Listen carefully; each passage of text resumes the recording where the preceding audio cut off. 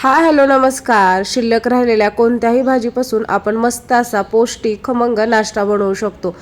या ठिकाणी माझी डाळीची आमटी आहे ती शिल्लक राहिली होती, त्यापासून आता मी मस्त खमंग आणि पौष्टिक असा पदार्थ बनवणार आहे। त्यासाठी मी 1 वाटी ज्वारीचं पीठ घेतलेलं आहे, अर्धी वाटी गव्हाचं पीठ, 1 चमचा बेसन पीठ आणि त्यामध्ये आता मसाले घालून घेऊया। थोडीशी हळद, 1 चमचा धनेपूड, 1 चमचा जिरेपूड, या ठिकाणी मी हातावरती सोडून 1 चमचाभर ओवा आहे तो सुद्धा घालून घेणार आहे, त्यामुळे आपला नाश्ता हा खमंग होईल। त्यामध्ये घालूया 1 बारीक चिरलेली हिरवी मिरची।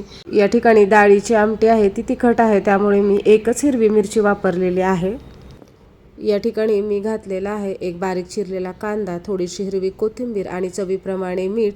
आपल्या भाजीमध्ये सुद्धा मीठ असतं, त्यामुळे या ठिकाणी मिठाचं प्रमाण थोडंसं कमी वापरायचं। त्यामध्ये थोडी थोडी आमटी ओतत आपल्याला पीठ मळून घ्यायचं आहे। आपण भाकरीला ज्या पद्धतीने पीठ मळतो त्यापेक्षा किंचित घट्ट पीठ आपल्याला या ठिकाणी मळून घ्यायचं आहे।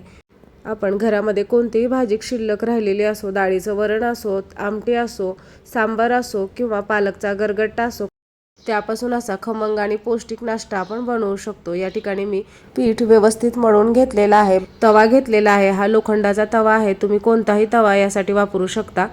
त्यावरती मी तेल लावून घेतलेलं आहे, म्हणजे आपलं पीठ आहे ते तव्याला चिटकणार नाही। आणि त्यावरती मी आता मस्त हाताने थालीपीठ आहे ते असं पसरून घेत आहे। आपल्याला एकसारख्या जाडीचं हळूवारपणे दाबत थालीपीठ आहे ते तव्यामध्ये पसरवायचं आहे आणि त्यानंतर त्याला अशा पद्धतीने होल करून घ्यायचे आहेत।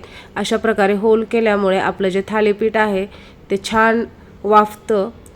या ठिकाणी मी तवा आणखीन गॅसवर ठेवलेला नाही, तर तवा गॅसवर ठेवायच्या आधीच आपल्याला त्याला व्यवस्थित तेल लावून अशा प्रकारे त्यावरती थालीपीठ बनवून घ्यायचं आहे। आणि त्यानंतर मग गॅसवर मी तवा ठेवलेला आहे, गॅस सुरू केलेला आहे आणि या थालीपीठच्या जी होल आहे त्यामध्ये मी एक एक एक एक थेंब असं तेलाचे सोडून घेणार आहे, म्हणजे आपलं थालीपीठ व्यवस्थित वाफेल आणि तव्याला चिटकणार नाही। आता यावरती आपल्याला ताट किंवा अशा प्रकारे काचेचे लीड झाकायचे आहे आणि 5 ते 6 मिनिट हे थालीपीठ व्यवस्थित वाफवून घ्यायचं आहे।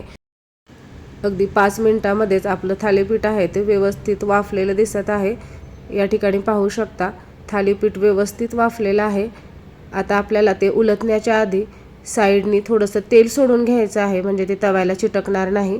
आणि त्यानंतर हळूवारपणे उलटणं आहे ते सगळ्या साईडनी फिरवून घ्यायचं आहे, म्हणजे उलटताना आपलं थालीपीठ मोडणार नाही। अशा पद्धतीने कडा मोकळ्या केल्या की आपलं थालीपीठ सुद्धा अगदी व्यवस्थित उलटलं जातं।